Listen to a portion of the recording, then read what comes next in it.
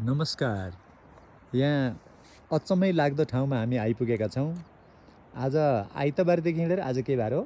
आज बुधबारको दिन बल्ल हामी यहाँ आइतबारदेखि हामी हिँडै छौँ। गाडी हुँदाहुँदै रातमा 5 घन्टा मात्रै सुतेका हुन्छौँ। त्यस पछाडि फेरि हामी उठेर हिँड्छौँ गाडीमै। हिँड्दै बल्ल बल्ल एउटा गाडी छोडेर दोस्रो गाडीमा आइपुग्दा चाहिँ हामी यो ठाउँमा आइपुग्यौँ जुन सिजा राज्य भनिँदो रहेछ, जुम्लाको सिजा उपत्यका भनिँदो रहेछ। यो सेरोफेरो देखिएको डाँडाहरू सबै नै सिजा अन्तर्गत पर्दो रहेछ।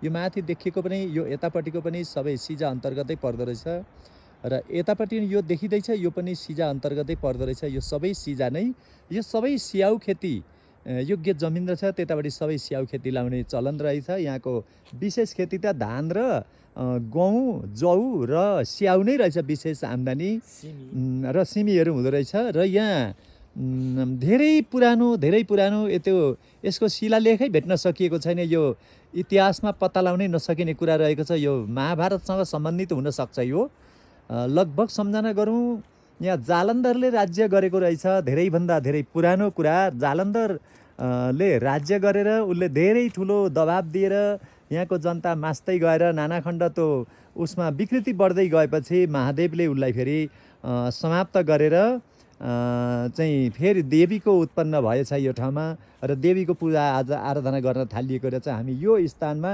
आएका छौँ। यहाँ अलिकति यसको नजिकै फेरि यहाँ पछिल्ला दिनमा धेरै पछाडि जालन्धरको पालाभन्दा पनि धेरै पछाडि एकजना फेरि राजाले राज गरेका ठाउँ रहेछ।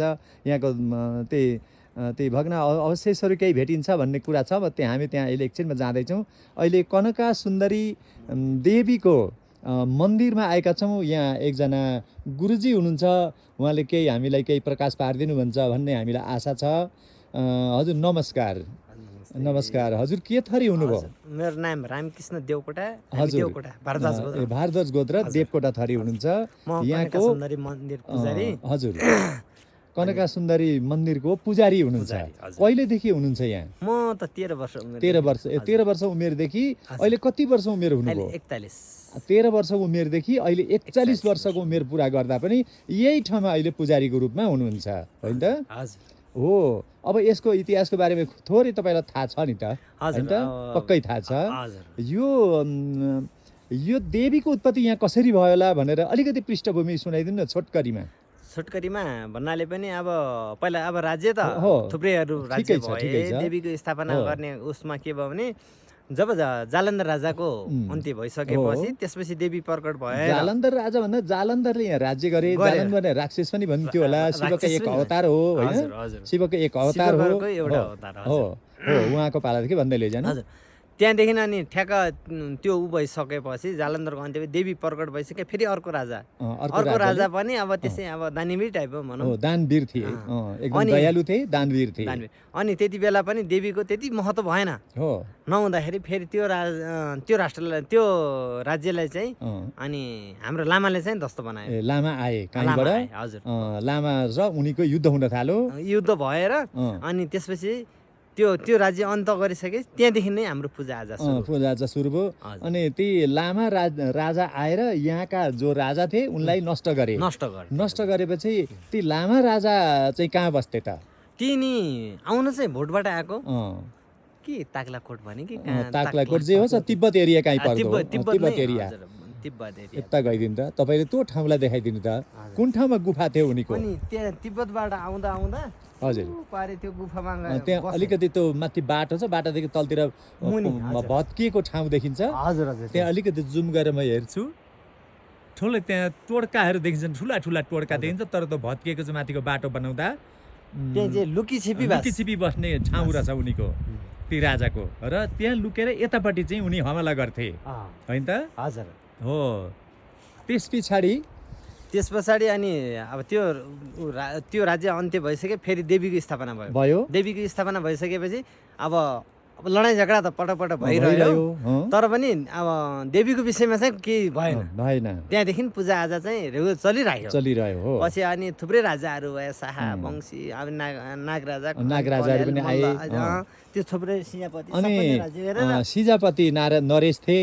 यहाँ चाहिँ भरपुर भञ्जन पाल सिजापति नरेश थिए नि त यहाँ। हजुर त्यो भन्ने कुरा छ नि त। हजुर उहाँ पनि हो, उहाँले राज्य गरेको हो। गरेको त्यसको दरबारको के भग्न भग्नावश अहिलेसम्म छ। अहिलेसम्म छ नि? हजुर छ, अलि यसो भत्केको छ। भत्केको छ हजुर अहिले त देख्न सकिन्छ नि। सकिन्छ, भनेपछि यो यति 100 अगाडिको भनेर भन्न सकिने अवस्था छैन, सकिँदैन। यो जालन्धरकै पालादेखि हो। हजुर ल अब हाम्रो बाबुबाजे नै 10-11 वटा पुस्तासम्मको पूजा गरेको हामीलाई थाहा छ। तपाईँ हो, त्यो तपाईँ नामहरू हामीलाई थाहा छ, त्योभन्दा अगाडि थाहा हजुरबा छैन। कुप्राबाहरूले पनि हजुर। यहाँको कनका सुन्दरी माई भगवतीको हजुर। पूजा गर्नुहुन्थ्यो, पुजारीकै रूपमा हुनुहुन्थ्यो। पुजारीकै रूपमा अहिले तपाईँ हुनुहुन्थ्यो। नाति खनाती जनातीमा हजुर। आउनुभयो, भोलि हाम्रो तपाईँ सन्तानहरूले पनि यसरी आउँछन्। आउँछन्। तपाईँको सन्तानले अहिलेसम्म यो मन्दिरको पूजाआजा देवीको भक्ति गर्ने काम गरिएको छ। चलाइराखेको। हजुर हजुर अहिले हामी त्यहाँ जाँदा त्यो राजाको के राजा भन्नुभयो कि ऊ यहाँ लास्ट गरेको त्यो हाम्रो पाल राजा। पाल राजा हजुर, हजुर।